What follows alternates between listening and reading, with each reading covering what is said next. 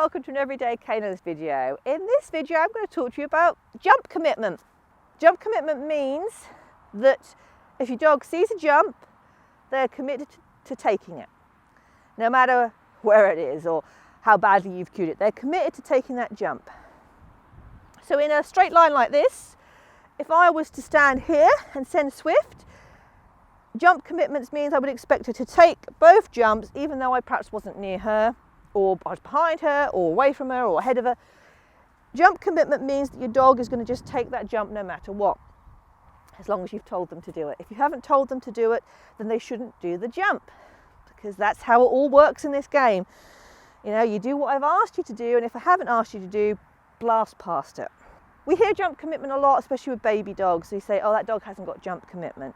Because what happens with baby dogs, you did it, didn't you, girlie, is you're running around the course and they miss a jump. Instead of taking the jump, they come skim past and they miss it out. There are various reasons why a dog does that. Obviously, big one, number one, is there could be a physical reason the dog is not happy taking the jump, which is why it's always important to know if your dog is fit and to go to people who are experts on fitness, physios, massage experts, your vet obviously, just to make sure your dog is fit. If I had a dog that was regularly doing that and I'd done all my other exercises to make sure they had jump commitment, I would suspect there was something meaning they didn't want to do that jump. With Swift, the reason Swift missed jumps was because she would get frustrated with me and she didn't have enough jump commitment when we were doing something on a big course. She would argue with me and she'd come in and bite my ankles. So that was frustration. That was my fault because I hadn't taught her that, you know, you've got to keep powering down and getting over jumps. I hadn't had to worry about that with Sparrow so much. Sparrow tended to just do jumps, but with Swift I really had to work and make sure, yes, you do this jump now. Other things that dogs sometimes do is they go under jumps if the pole's high enough. Again, this could be an injury factor. It could also be if the dog gets too close to the jump and they can't actually take the jump because it would be almost impossible for them to take it. They've got to do it at such a funny angle. They might just skim under the jump. Some dogs do it if they think to themselves, oh, the hand is right out there and I've got to chase them. They do it and they don't bother to do the jump. There are lots of factors. My wonderful old boy Cadbury, who never actually competed seriously because he couldn't, he had hip dysplasia. I didn't know that till he was 6, but when we used to have him, he used to be on the old full height, which was somewhere up there. And he was a big, heavy-set Labrador and he struggled. And I didn't know half the stuff I do now. I mean, we're going back 13 years now. And what he would do is he'd get up to the jump and he'd go, oh, it's another jump.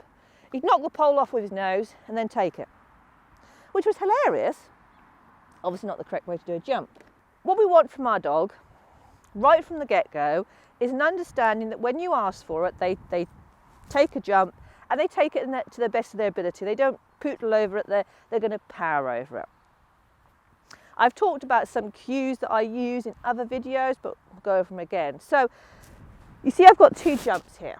If I set my dog up and I say go, that means power down that line of jumps.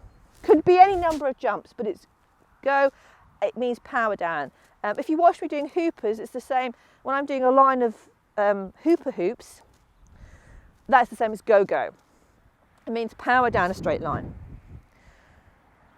At the same time, I have a specific cue that means take a jump, but doesn't necessarily mean take that jump, which is jump. I found it useful to have this cue because if you just have the go cue, the go cue is a drive cue. It means power down a line. There could be a tunnel at the end. I could say go tunnel. But what happens then is that it can be a bit vague and it can cause the dog some confusion and they don't actually know, you know, it's more of a cue that you can have on the flat as well. So for instance, if I've got my dogs in a tunnel and they're powering out of a tunnel to the next tunnel and it's a long way off, because I've got small dogs, that's a lot of ground to cover. So what I might say is tunnel, go, tunnel. So there's no jump in the middle there, they're just powering across the flat or the open expanse of grass and I'm telling them go. So that's why I have a specific cue that means literally take the jump, and it means nothing else. So go is a bit general. Jump means take that jump. And I haven't told you to do anything else. If I haven't told you to do anything else, don't do anything else. That is a very useful cue when I'm doing things like layering, which is a whole nother level of advancement in your agility, not to worry about that. So when I'm teaching these various cues, I start out simply. You can start this in a garden. If you check out our garden agility series, you'll see a video about this. And I start out just simply doing it. So I'll show you what I would do simply with Swift, who has gone and laid down and gone to sleep. If I'm teaching basic jump commitment, come here, Sparrow, please. And you can see my dogs both love jumps, so they've got their jump commitment. Swift, come here. I would have my dog and I'd be just restraining them. I don't pull by the collar because that's a pressure on the throat. But I'd have them there gently with the hand. I'd throw a toy. Go! And release. Good girl. So that's how I'd start my basic level of jump commitment. This is more in depth if you go in the garden agility, so that your dog learns that when I say go, you power over. And actually, I might not even have this pole on it. What I might have is what they call a puppy bump, which is where you have a piece of guttering across there. It's just a little bump on the floor. And I would start like that, and I just build up on one jump. I would then gradually introduce some height. So this is set at micro level, micro height, which is 20 centimetres. And I'd work on that. Remember always to give your dog enough space to be able to take a jump. If you haven't got a lot of room in your garden, you'll have to stay at a lower level, because for getting higher and higher, you need to be able to give your dog enough room to do it. So with a big dog, if they're jumping full height, I'd want them to be about 3 metres to give them a chance to really get there. So if you don't have enough room, you stick at a lower level just to build up jump commitment. Building up jump commitment is different to building up an understanding of jump height, because that will come naturally as long as you've got the commitment and the value for taking the jump. If I say jump, she should power straight over. Ready, jump! She turned into me a bit to see where the treat was, so that needs a bit more work. So you can see that Swift's got nice jump commitment. I'm saying jump, she takes the jump. And then of course you build it up into bigger ones. But we start with just one jump, building that value for that jump. What tends to happen is that the dog starts to do jumps and people move on.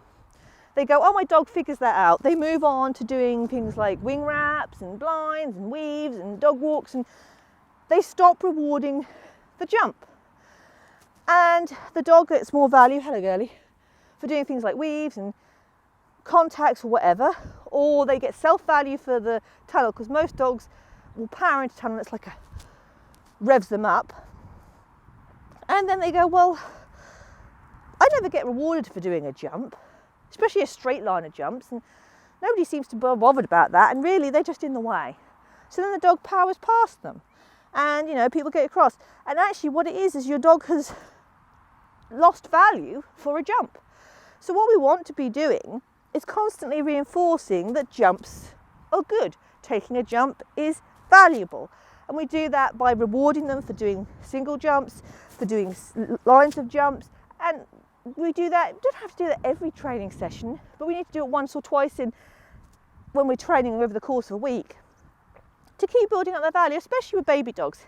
As dogs get older, it tends to be less necessary because the dog understands its job. But certainly baby dogs, it's good to keep building up value. So that is in essence jump commitment, what jump commitment is. If your dog is not taking jumps at all, you need to look at that dog's physical health. If they're sometimes skimming past a jump, it's usually a training issue. They just need more value for taking the jump over. Some dogs don't like you being too much on their line. Some of the herding breeds, especially if you're too deep onto them, they'll skim around the outside. They like a bit of room. But again, that is something we can train through, because we might want to be that close to them at times. I hope you've enjoyed this Everyday Canines video, and if you have, you might subscribe to our YouTube channel, and you can check us out on Facebook and Instagram. And I hope to see you all again very, very soon.